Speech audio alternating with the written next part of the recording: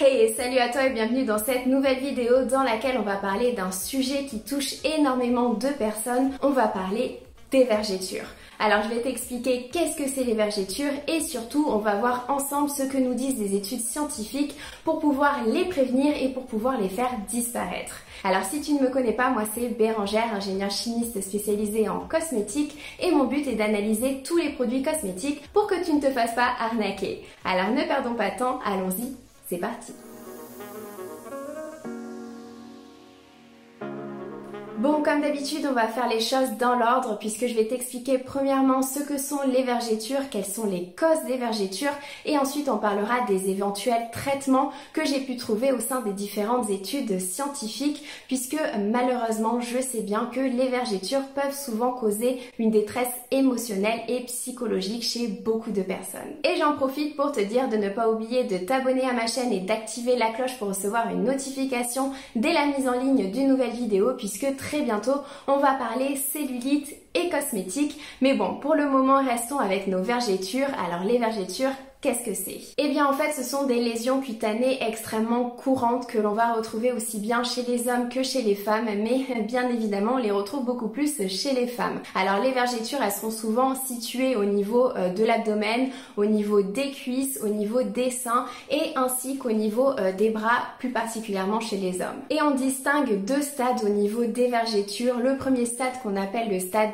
aigu qui correspond à des lésions érythémateuses, c'est-à-dire des lésions rouges ou violettes qui peuvent être symptomatiques, c'est-à-dire faire mal ou alors gratter, tandis que le deuxième stade qu'on appelle le stade chronique, là on est sur des lésions hypopigmentées, c'est-à-dire des lésions qui sont devenues pâles. Alors il faut savoir que les vergetures ne représentent absolument pas un danger pour la santé, mais d'un point de vue esthétique, elles ne sont pas vraiment désirées. Du coup, pour essayer de les prévenir, ça serait intéressant de connaître les causes des vergetures. Et c'est là que ça se corse un petit peu puisque à l'heure d'aujourd'hui, l'origine exacte des vergetures reste inconnue. Alors beaucoup pensent que les vergetures sont tout simplement dues à l'étirement des tissus, c'est-à-dire à une augmentation trop rapide de la taille de certaines zones du corps.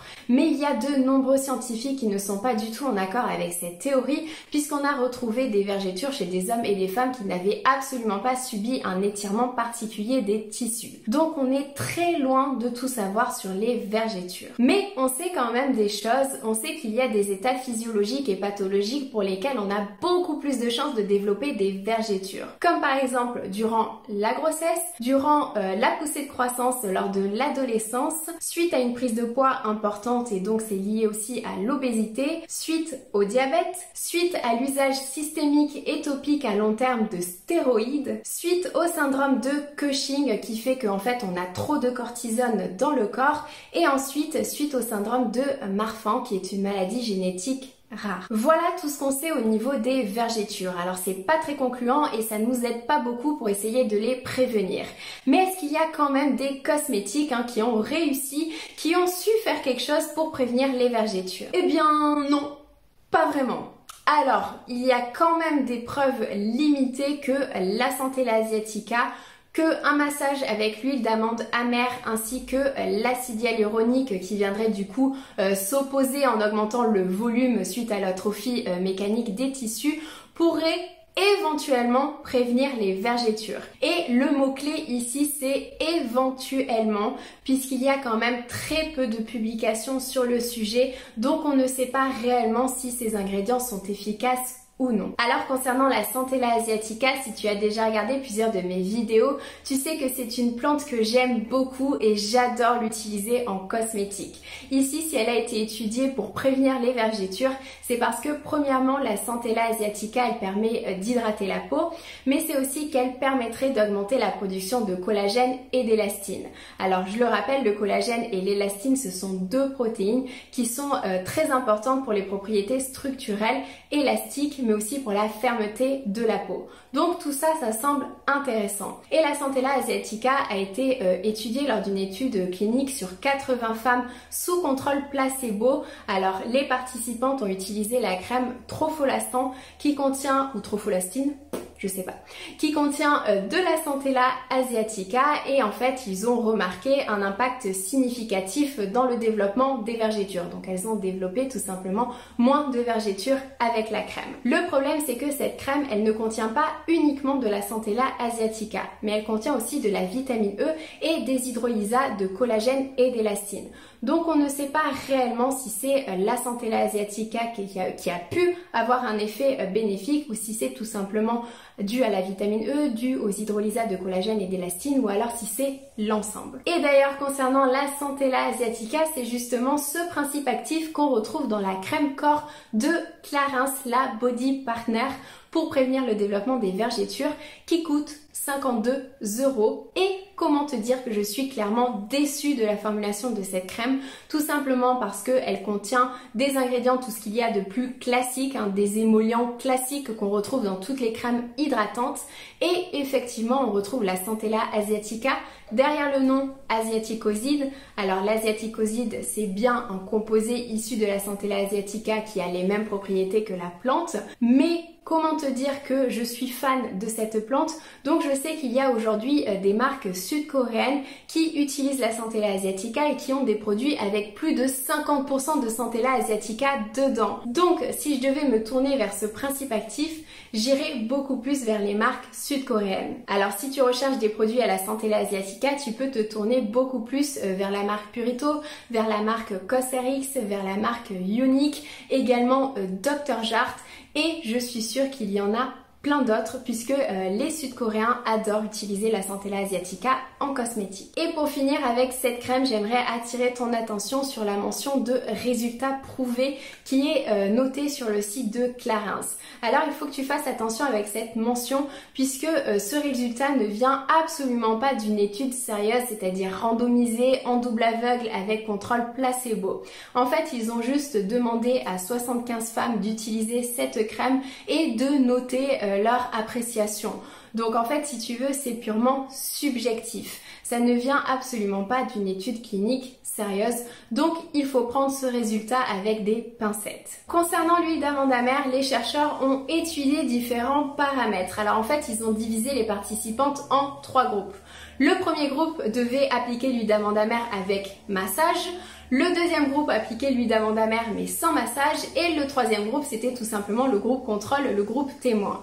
Et les résultats ils sont juste passionnants puisque ils ont remarqué que le pourcentage de développement de vergetures a été de 20% chez les femmes appliquant l'huile d'amande amère avec massage, de 38,8% chez celles qui ont tout simplement appliqué l'huile d'amande amère mais sans massage et de 41,2% dans le groupe témoin. Ce qui veut dire que l'huile d'amande amère n'a eu aucun résultat pour prévenir les vergetures. Mais c'est le massage qui a fait toute la différence. Donc ce qu'il faut faire, c'est venir masser tous les jours pendant 15 minutes les zones qui sont susceptibles de développer des vergetures. Et pour information, l'huile d'olive et le beurre de cacao ont également été étudiés et il n'y a eu aucune différence significative entre les groupes utilisant l'huile d'olive, les groupes utilisant le beurre de cacao et les groupes contrôle.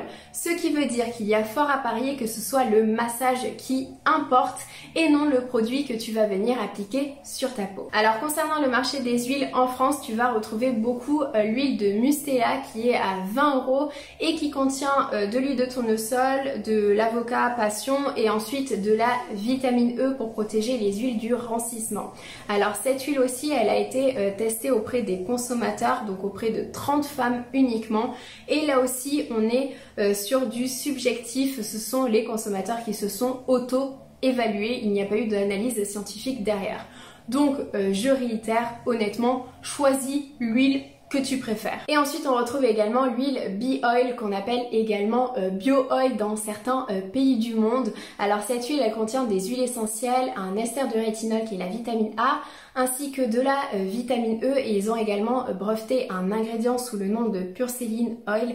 Alors c'est tout simplement un ester qui favoriserait l'absorption des actifs dans la peau et qui permettrait d'avoir un meilleur sensoriel. Alors Bee Oil en France et dans le monde, elle est extrêmement connue tout simplement parce que c'est la seule huile qui a des études un petit peu plus sérieuses derrière.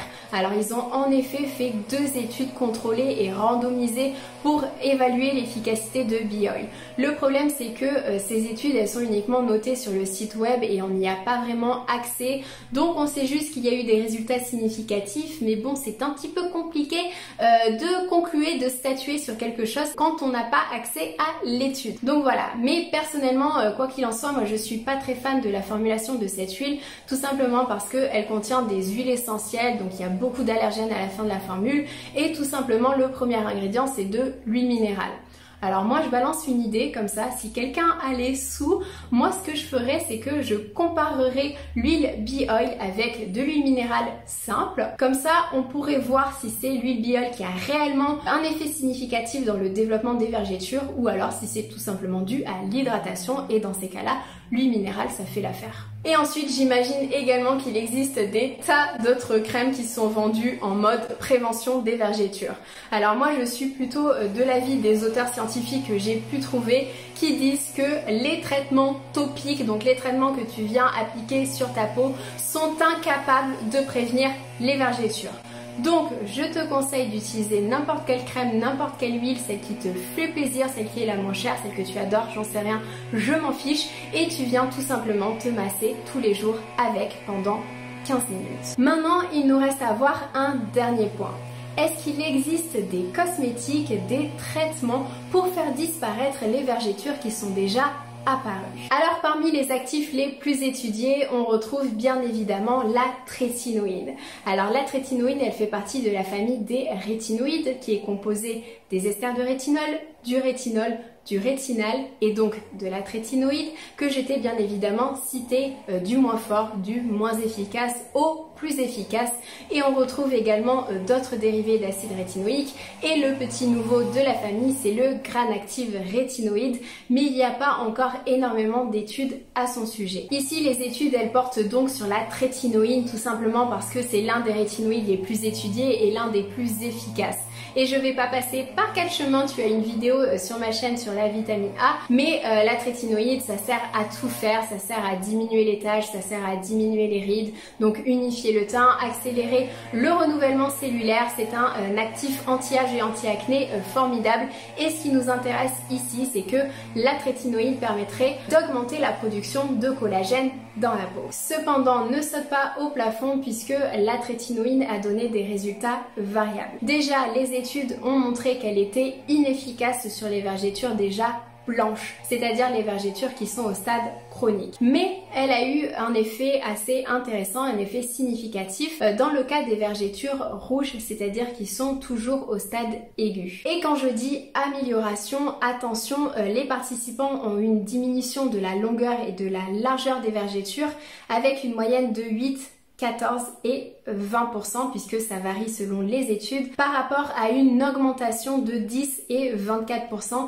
qui a été observée chez les participants ayant reçu un placebo. Donc c'est déjà intéressant, mais ne t'attends pas à les voir disparaître complètement. De plus, il y a quand même un facteur très important à en prendre en compte, c'est que la trétinoïde, il ne faut pas l'utiliser quand on est enceinte et quand on allaite un bébé.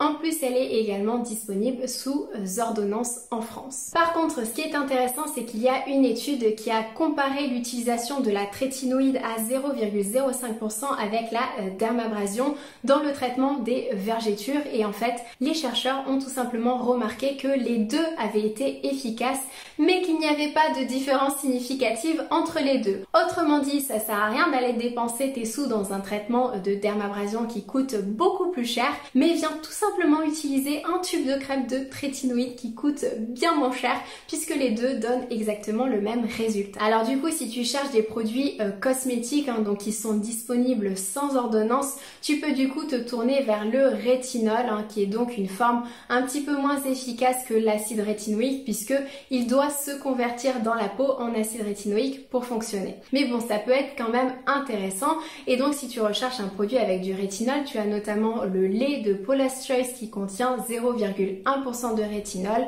et tu as également l'huile de The Chemistry Brand de la société DCM qui contient 1% de graines actives rétinoïdes qui est donc le nouveau des rétinoïdes, donc ça vaut le coup quand même d'essayer si tu as envie de tester quelque chose sur tes vergetures. Et pour finir, tu peux également venir utiliser de l'acide glycolique. Alors attention, l'acide glycolique n'a pas été étudié dans le cas du traitement des vergetures, mais c'est un acide alpha-hydroxylé qu'on connaît bien, qui a des propriétés exfoliantes et rajeunissantes et qui pourrait augmenter également la production de collagène et d'élastine dans la peau. Donc ça reste un actif intéressant, donc si tu veux l'essayer, hésite surtout pas. Tu vas le retrouver dans le lait corps de Paula's Choice à 10% ainsi que dans la crème de Face Theory à 8%. En conclusion, il manque clairement beaucoup d'études au sujet des vergetures, donc ne te fais pas avoir par un produit qui coûte extrêmement cher avec tel ou tel ingrédient actif, non, puisqu'il n'y a certainement pas d'études scientifiques derrière pour prouver que cet ingrédient actif il va être efficace pour prévenir les vergetures. Ceci dit, en ingrédients intéressants, tu as éventuellement la Centella asiatica et l'acide hyaluronique et tu vas avoir en traitement curatif la trétinoïne. Mais attention, la trétinoïne est à utiliser uniquement sur les vergetures rouges. Elle ne sera pas efficace sur les vergetures blanches et en plus, elle ne doit pas être utilisée chez les femmes enceintes et allaitantes. Quoi qu'il en soit, moi je te conseille tout simplement de venir hydrater tous les jours et de te masser pendant 15 minutes avec le produit hydratant de ton choix. Et je finirai ma vidéo par dire que la meilleure des choses à faire, c'est souvent la plus simple, c'est tout simplement de s'accepter comme on est. Et les vergetures, ça touche une grande partie de la population et il n'y a aucune honte à en avoir. Alors si la vidéo elle t'a plu, n'hésite pas à mettre un j'aime pour me le faire savoir et surtout pour aider le référencement de ma chaîne et de la vidéo. Je te fais de gros bisous, je te dis à bientôt, ciao.